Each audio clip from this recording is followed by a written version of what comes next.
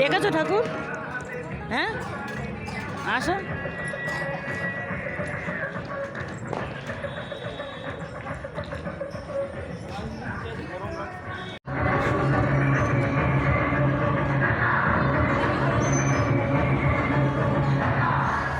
এটা করেছিল বিধানপল্লী পল্লিশ্রী মাঠে প্যান্ডেলটা।